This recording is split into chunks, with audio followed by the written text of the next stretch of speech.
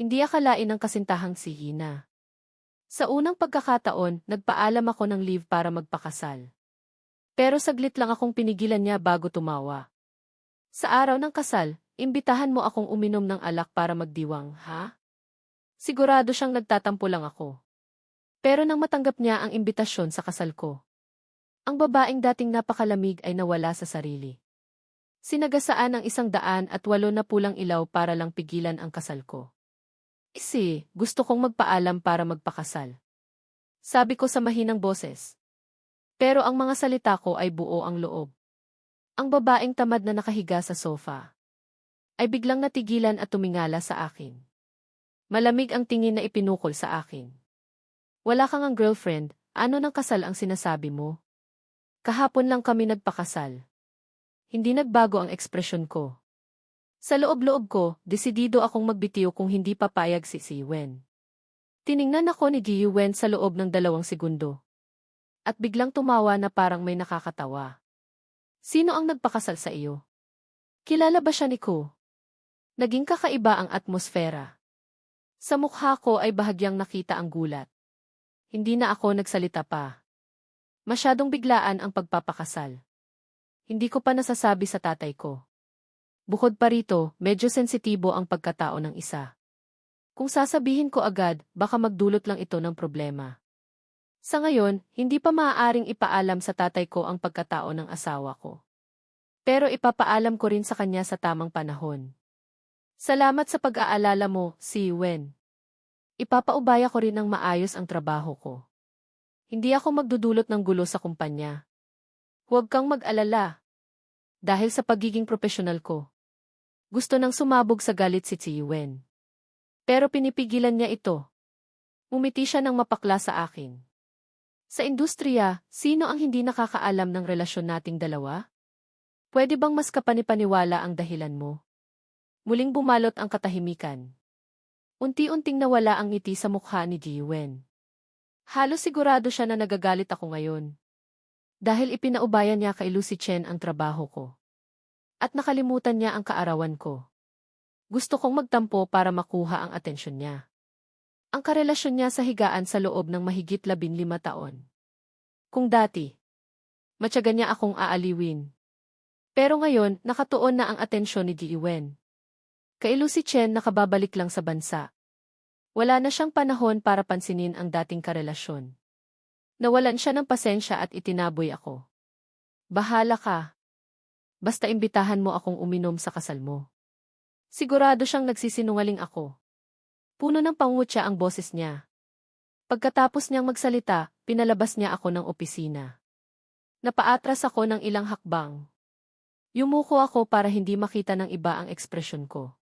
Sa pagkakataong ito, dumating si Lucy Chen sa kumpanya para pag-usapan ang isang proyekto. Dumaan siya sa tabi ko.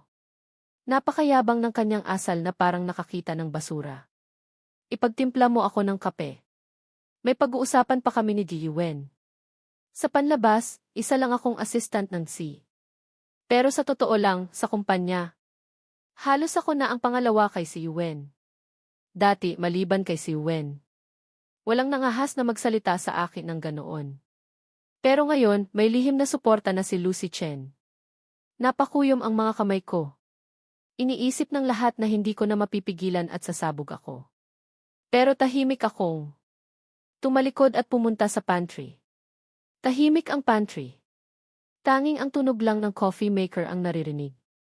Mula sa galit, unti-unti akong kumalma. Unti-unting bumalik sa alaala ko ang mga nangyari. Hindi maganda ang ugali ni Jiwen. Mula pagkabata, ako lang ang nakapagtiis sa kanya. Anak ako ng driver ng pamilya Wen. Pagkamatay ng nanay ko, naawa sa akin ang si Yiwen at kinupop niya ako bilang anak. Tumira ako kasama si Jiwen. Isang dalagang ipinanganak na may gintong kutsara sa bibig. Kung tutuusin, isa lang akong kalaro na hinanap ng tatay niya para sa kanya. Hindi ako pinabayaan ng pamilya Wen sa pagkain at tirahan. Lagi ring sinasabi ng tatay ko na dapat kong pagsilbihan ng mabuti ang dalaga. Kaya lagi akong nakikinig kay si Wen. Naging pinakatapat na aso ako sa tabi niya. Tinatawanan ako ng lahat na isa akong tangang umiibig. Pero wala akong pakialam. Dahil si Ziyiwen ang nag-iisang espesyal sa akin. Isang dalagang mapagmalaki at puno ng kayabangan. Maganda, marangal. At lumaki pa kaming magkasama. Mula pagkabata, madali lang para sa akin na mahalin siya. Pero ang komplikadong damdamin sa puso ko ang pumipigil sa akin na lumampas. Sa hangganang iyon. Hanggang sa magkasakit si Ziyiwen. Bago siya mamatay, sinabi niya sa akin na ipinagkakatiwala niya sa akin ang kanyang anak. Noong panahong iyon, halos malugi na ang Wen Corporation. Umiyak si Ziyiwen na parang ulan. At niyakap ako ng mahigpit habang humihikbi. Ikaw na lang ang meron ako. Huwag mo akong iwan. Nang gabing iyon, lasing na lasing ang babae at niyakap ako. At humiga sa ilalim ko. Paulit-ulit niyang tinatawag ang pangalan ko. Sa sandaling iyon, hindi ko na maitago ang nararamdaman ko. Sa araw, buong lakas akong naghanap ng investment. Sa gabi, umuuwi ako. Para pagsilbihan si Ziyiwen. Kahit na nasa pinakamahirap na panahon ang kumpanya, mas gugustuhin ko pang magbenta ng dugo. Kaysa hayaan ang babaeng mahal ko na magbaba ng antas ng kanyang buhay. Hinawakan ni Ziyiwen ang braso kong puno ng mga marka ng karayom. Habang umiiyak at sinasabi, habang buhay may lugar ka sa puso ko. Akala ko sapat na iyon. Naging lihim akong karelasyon niya. Ginagawa namin ang lahat ng dapat gawin ng magkasintahan. Pero hindi ko maipagmalaki sa publiko. Hanggang ilang araw bago ang kaarawan ko. Kusang sinabi ni Ziyiwen na ipapaalam niya sa lahat ang relasyon namin. Kaya naman hindi ako nakatulog buong gabi. Ako mismo ang nag-order ng singsing na nagkakahalaga ng milyon-milyon. At inayos ko ang lugar para mag-propose. Pero naghintay ako doon buong araw. Para malaman na bumalik na si Lucy Chen. At personal siyang sinundo ni Ziyiwen sa airport. Sa litrato, magiliw silang nagyakapan. Puno ng saya ang mukha ng babae. Nang muli niyang makita ang nawala sa kanya. Nasasaktan ako na hindi ako makahinga. Na parang binuhusan ako ng malamig na tubig. Gumuho ang lahat ng pangarap at saya ko. Hanggang sa bumalik ako sa bahay ng mga Wen. Hindi ko sinasadyang marinig ang pag-uusap sa opisina. Ziyiwen, sa loob ng maraming taon, pinahirapan mo si Hu Huichuan kaya naman handa siyang pagsilbihan ka ng walang pag-aalinlangan. Buong puso siyang nagsusumikap para sa Wen Corporation. Ang galing ng diskarte mo. Saludo ako sa iyo. Higit pa sa pagiging anak ng driver. Malaki na ang naitulong ko sa kanya. Si Ziyiwen na mataas pa rin ang tingin sa sarili. At nakahiga sa sofa habang nakangisi. Isa lang siyang karelasyon sa higaan. Sawa na ako sa kanya. Kung gusto mo, ibibigay ko na lang siya sa iyo ng libre. Puno ng tawanan ang silid. Ang tunog na dati kong gustong-gusto ay naging parang mga matutulis na kutsilyo na tumutusok sa puso ko, na kumukuha ng laman at balat. Napakasakit na nanginginig ang buong katawan ko. Dati, iniisip ko na hindi lang ako sapat. Na hindi ako karapat-dapat. Pero ngayon, naiintindihan ko na. Hindi pa pala binubuksan ni Ziyiwen ang puso niya sa akin. Isa lang pala akong laruan. Isang laruan na pagkatapos gamitin ay itatapon na lang. Nang maintindihan ko ang lahat, sa unang pagkakataon sa buhay ko, nag-resign ako ng walang dahilan. Pagalagala ako sa lansangan. Nang biglang mabangga ako ng isang sasakyan. Nang maramdaman ko ang matinding sakit. Naisip ko na mas mabuti pa kung mamatay na lang ako. Nang magising ako, may isang babaeng nakayuko sa tabi ko sa ospital. Bahagyang nakalabas ang kanyang balikat na maputi. Mas naging maganda at kaaya-aya ang anggulo ng babae sa ilalim ng sikat ng araw. Nang marinig niya ang ingay, tumingala siya. Agad na tumama ang kanyang mga mata na parang lawa sa akin. Dali-dali siyang lumapit. At hinawakan ang noo ko habang nag-aalala. Ano na nararamdaman mo? Bahagya kong naamoy. Ang mabango na nagtatago sa hangin. Hindi ko sinasadyang ginalaw ang lalamunan ko at agad na umiwas. Hindi ako sanay sa ganitong kalapitan. Hindi ako okay. Sugat lang sa balat. Magalang na binawi ng babae ang kamay niya at yumuko para ayusin ang buhok niya. Bahagyang dumampi ang kanyang itim na buhok sa kamay ko. Pakiramdam ko'y nangati ako. At nanginginig din ang puso ko. Sinabi niyang Songxion ang pangalan niya at bilang paghingi ng tawad.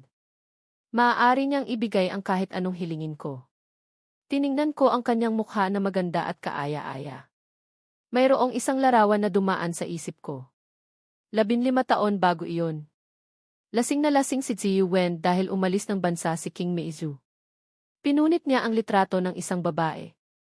Puno ng galit ang kanyang mga mata. Songxion, bakit kailangan mong agawin si Cheng sa akin? Dahil sa iyo kaya niya ako iniwan. Ang mukha na maganda at kaaya-aya sa litrato noong taong iyon ay pareho sa babaeng nakatayo sa harap ko ngayon. Siguro dahil sa natitira kong pride. Bigla kong sinabi, pakasalan mo ako. Pagkasabi ko noon, pinagsisihan ko. Masyadong biglaan ang proposal na iyon. Natakot akong takutin siya. Agad ko gustong bawiin. Pero sumilay ang saya sa mukha ni Songxion. Agad siyang tumango. Puno ng ngiti ang kanyang mga mata. Tamang-tama na gusto na akong magpakasal ng pamilya ko. Nag-aalala pa ako na hindi ako makakahanap ng partner. Tamang-tama kaming dalawa. Mabilis kaming nagpakasal. Hanggang sa hawak ko na ang marriage certificate. Parang panaginip pa rin. Sa larawan sa kasal, masaya si Songxion na para bang mahal niya ang lalaking katabi niya. Walang makapaniwala na 2 estranghero lang kami na nagkita. Habang maingat niyang inilalagay ang certificate sa bag niya. Puno ako ng emosyon. Malabo, nag-aalala at nasasabik ako. Gusto ko talagang makita ang ekspresyon ni Ziyu Wen. Isang taong mapagmataas. Kung malaman niyang ang taong akala niyang hindi karapat-dapat ay nakapagpakasal kay Bai Yugo ang namatagal ng hinahabol ni Lucy Chen. Tiyak na magiging kamangha-mangha ang kanyang mukha. Kinabukasan, pagpasok ko sa opisina. Nakita ko si Lucy Chen na nakaupo sa opisina ng si. Kung ikukumpara sa 15 taon noon, mas naging mature at kaakit-akit si Lucy Chen. Napakagandang mag-aaral na nangunguna sa maraming tao. Tamang-tama ang kanyang pagkatao kay si Wen. Hawak niya ng masama ang bewang ni Ji Wen. Napaka-sweet at nahihiya pa rin ang babae. Halos maligaya ang mukha. Parang walang ibang tao roon.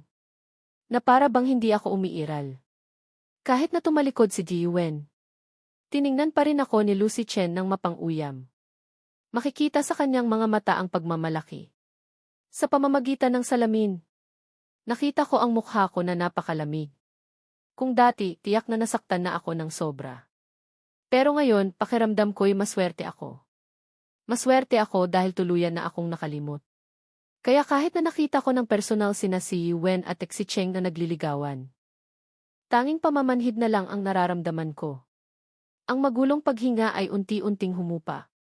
Namumula ang mukha ni Wen Shuji. At nagtaas ng ulo. Tumingin siya sa akin at sinabi, kabababalik lang ni si Cheng mula sa ibang bansa. Gusto kong magdaos ng isang salo-salo para sa kanya. Sa bahay ng mga Wen. Ipagkatiwala ko sa iyo ang bagay na ito. Ibinaba ko ang aking tingin at gusto ko sanang tumanggi. Kamakailan, ang Wen Corporation ay may malaking proyekto na nasa kritikal na yugto. Ang buong kumpanya ay abala. Hindi ko talaga kayang maglaan ng oras. Matapos mag-isip, nag-alangan akong magsalita. Kamakailan, kailangan ako sa kumpanya. Pwede bang ipagpaliban ang para kay Young Master Lu? Hindi pa ako tapos magsalita. Nang bigla niya akong putulin. Diretsahang ibinato ni Wen Shuji ang tasa ng tsaa sa kanyang kamay sa akin. Bumagsak ang tasa sa lupa at nagkabasag-basag. Tumalsik ang mga piraso ng porselana at nagasgasan ang daliri ko. Puno ng galit ang kanyang mga mata. Wala na siyang pasensya. Sino ka ba? Isa ka lang katulong. Isang maliit na si. Akala mo ba hindi kayang tumakbo ang kumpanya nang wala ka? Tumawid ng mga braso si Luke Sicheng sa kanyang dibdib at sumimangot na may malamig na ngiti. Malinaw na naghihintay siyang panoorin akong magdusa. Nagkunwari pa siyang mapagbigay. Hayaan mo na. Kung hindi komportable si Shuji na humiling sa kanyang katulong. Ayoko ring pilitin ang sinuman. Noong nakaraan, nasaktan ko siya. Kaya madali kong maintindihan kung may sama siya ng loob sa akin. Kumikirot ang daliri ko. Hindi ko sinasadyang sumimangot. Wala pa akong sinasabi. Nang magpanggap na si Luke Sicheng na ako ang gumagawa ng gulo. Ano ba talaga ang nangyayari? Agad na nagbago ang ekspresyon ni Wen Shuji. Malakas siyang sumigaw at itinuro ako. Kung hindi dahil sa kabutihan ng ama ko, inampun ka. Wala kang ideya kung saan ka pupulutin ngayon. Ngayon napatay na ang ama ko. Hindi na kita kayang kontrolin, ano? Sabihin ko sa iyo. Walang mas mahalaga sa akin kaysa kay Sicheng. Kung magsalita ka pa, ikaw at ang bulok mong ama. Layas kayo sa pamilya Wen. Hindi kami nagpapakain ng mga walang kwentang basura. Bigla akong nag-angat ng ulo at hindi makapaniwalang tumingin sa kanya. Napakalamig ng puso ko. Palagi kong iniisip na ang 15 taon namin na magkasama ay mapapalitan ng kahit kaunting katotohanan. Pero ipinakita sa akin ang katotohanan na si Wen Shuji ay paulit-ulit na sisirain ang lugar kung saan ako nasasaktan. Noong nakaraan, malinaw na dahil sinagip ng ama ko sila Wen. Kaya naaksidente siya at naging baldado. Ngayon, ginamit niya ang bagay na iyon para insultuhin siya. Ang malaking tanggapan ay puno ng galit na sigaw ni Wen Shuji. Nang makita niya ang namumula kong mga mata, may bahagyang panghihinayang na dumaan sa kanyang mukha.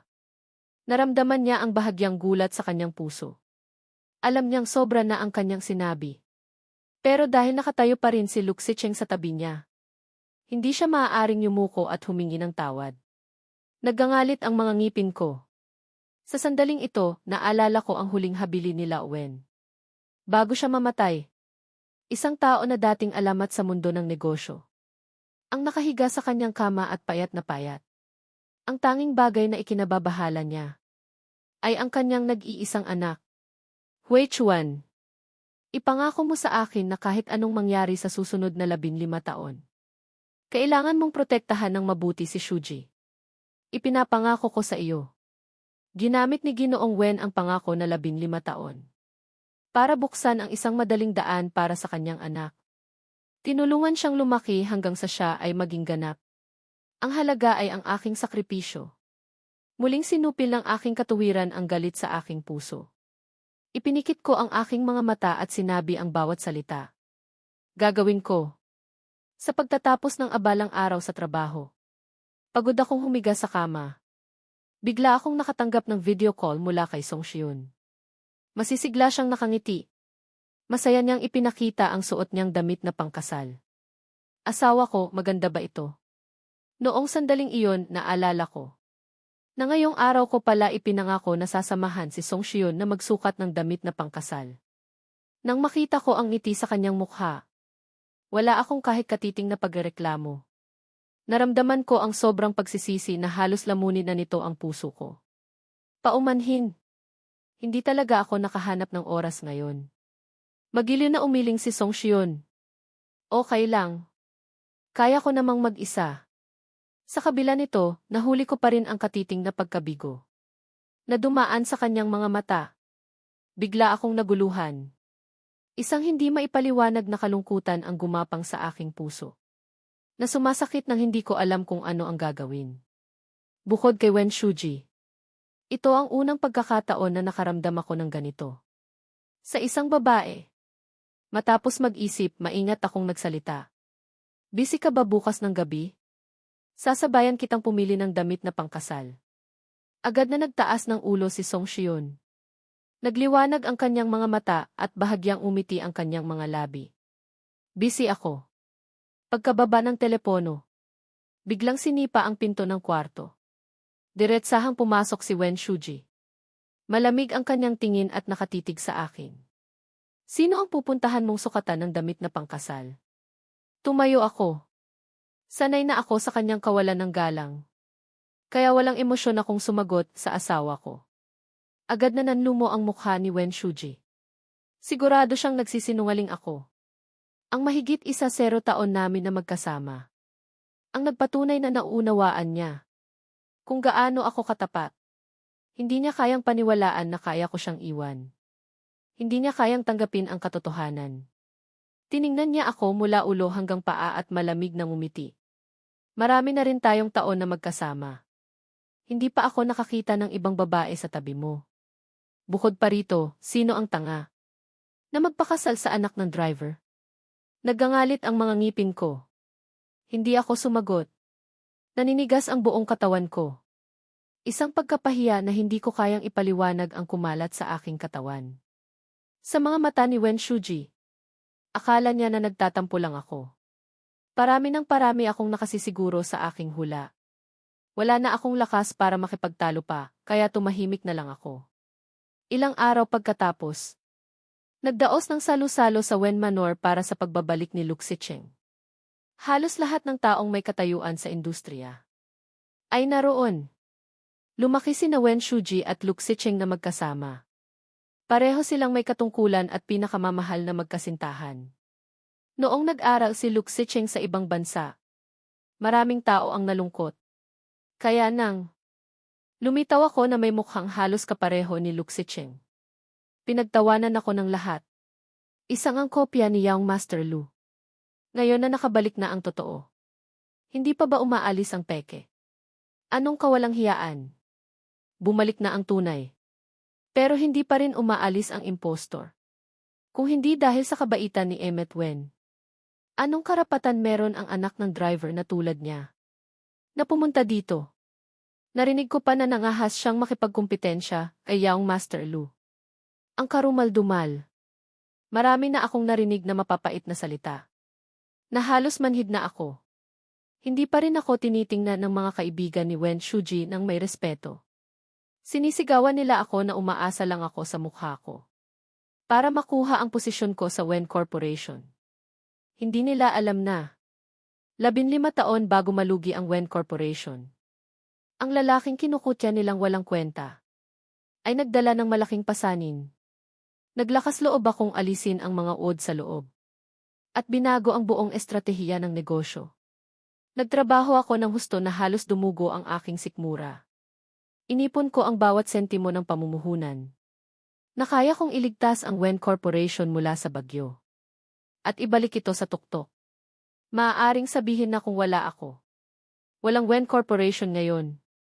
Nakakalungkot na walang nakakaalala ng mga kontribusyon na iyon. Sa kanilang mga mata, anak lang ako ng driver. Isang dukha na hindi karapat-dapat.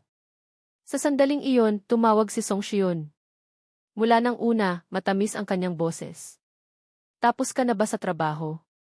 Susunduin na kita. Humigit kumulang kalahating oras pa. Sige, maghihintay ako. Pati ako mismo ay napangiti sa kanyang masiglang boses. Sige, pagkatapos, maririnig ang nagkakagulong hiyawan. Sa gitna ng matinding paghanga ng karamihan, pumunta ang dalawang pangunahing tauhan sa direksyon na ito. Nakasuot si Wen Shuji ng mahabang puting damit. Nakaayos siya ng maayos. Napakaganda niya na halos nagulat ang lahat. Hindi inaalis ang kanyang malalaki at nagniningning ang mga mata kay Luke Sicheng. Parang siya lang ang nakikita niya sa buong mundo. Nagpigil ng hininga ang lahat. Napakaganda ng eksena na parang isang larawan. Pagkatapos, isang bigla ang pagtaho ng aso ang umalingaungaw. Kasunod nito, maririnig ang gulat na sigaw ng mga tagapagsilbi. Isang corgi na bilog. Sobrang sigla, dumiretso sa mga tao. Dumiretso ito sa akin. At masayang tumalon sa aking kandungan. Sa kanyang pagtakbo, nagdulot pa siya ng maraming sigaw. Isang tagapagsilbi ang nataranta. At nahulog ang tray ng tubig. Tumapon ang alak sa mukha ni Luke Sicheng.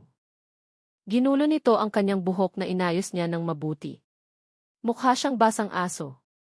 Hu Huichuan, sinasadya mo ba ito? Naging itim na parang uling ang mukha ni Luke Sicheng. Nabaluktot ang kanyang mukha sa galit. Kahit na itago mo sa akin ang iyong pagbabalik sa bansa, hindi mo kailangang ipakita ang pagganap na ito para ipahiya ako, ano? Bakit ang dami mong plano? Hindi ako makapagsalita. Alam ko na lang nayakapin ng mahigpit ang corgi na nanginginig sa aking kandungan. Kinupkop namin ni Wen Shuji ang asong ito. Isang inabando ng aso. Sa malamig na villa, halos siya na lang ang nagbigay sa akin ng kaunting ginhawa. Nang una namin siyang dalhin, napakapayat niya. Siya ay mahiyain at ayaw na makipaglapit sa mga tao. Pero dahil sa aming pangangalaga, Unti-unti siyang tumaba at naging mas magiliw. Dahil sa kanyang bilog na puwet. Gustong-gusto rin siya ni Wen Shuji. Sa aming pinakamagandang sandali. Nagbiro pa si Wen Shuji na si Yuan Yuan ay parang anak namin. Pero noong mga panahong iyon, naniniwala ako na magkakaroon kami ng hinaharap ni Wen Shuji. Gusto ko sanang magpaliwanag. Nang biglang sumampal sa akin. Sobrang lakas ng sampal na agad akong nabingi. Ang malamig na boses ni Wen Shuji ay pumailan lang sa aking tainga. Patigil-tigil pero malupit.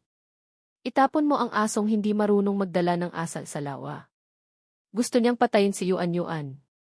Sa sandaling iyon, ko nararamdaman ang kalupitan ng babaeng mahal ko sa loob ng 15 taon. Dahil lang nasira ang kanyang salusalo. Kayang saktan ni Wen Shuji si Yuan Yuan. Naramdaman ko ang nalalapit na panganib. Pilit na niyakap ni Yuan Yuan ang aking katawan. Humihingi siya ng tulong. Pero nagulat na lang ang lahat. May sumugod at hinawakan ako ng mahigpit. Inagaw nila si Yuan Yuan mula sa aking mga kamay. Huwag kang gumalaw. Pinabagsak ako. Nanlilisik ang aking mga mata. Ganap na nawawala ang aking katinuan. Nang makita niya ako na nahihirapan. Sobrang saya ng karibal ko na si Lu Xicheng. Umiikot ang kanyang mga mata. Nagpakita siya ng masama at nakakatuwang ekspresyon. Hinawakan niya si Yuan Yuan sa likod ng kanyang ulo. At sinabi ng may pang-aasar na puno ng panunuya.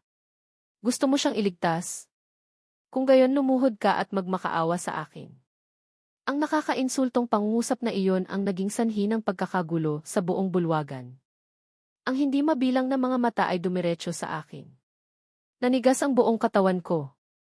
Lalong sumasakit ang sugat sa aking kamay na ginawa ng piraso ng salamin. Pero walang kapantay ang sakit sa aking puso. Kung ikukumpara sa pagkapahiya na bumibigat sa aking puso. Tumaas ang aking ulo. Sa unang pagkakataon, tumingin ako kay Wen Shuji na may mapagmamakaawang mga mata. Pero nakatayo lang siya doon at nakatingin sa akin mula sa itaas.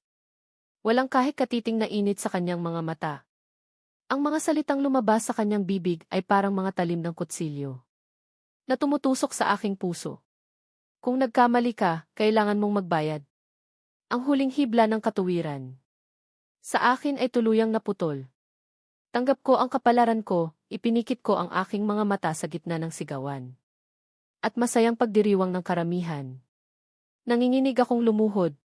Sa sandaling dumampi ang aking tuhod sa lupa. May umalingaw na hiyawan. Walang makapaniwala na talagang. Luluhod ako para sa isang aso. Nanlaki rin ang mga mata ni Wen Shuji. Gulat na tiningnan ang lalaking nahihirapang lumuhod sa lupa.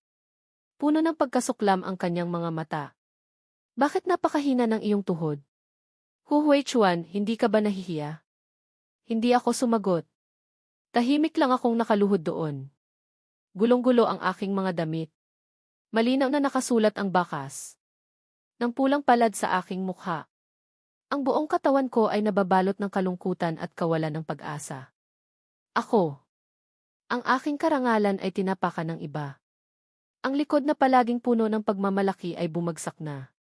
Ang aking mga mata ay nakatingin kay Lu Xicheng. Mayroon pa ring maliit na pag-asa na natitira. Kasalanan ko. Ako ang may utos ng lahat.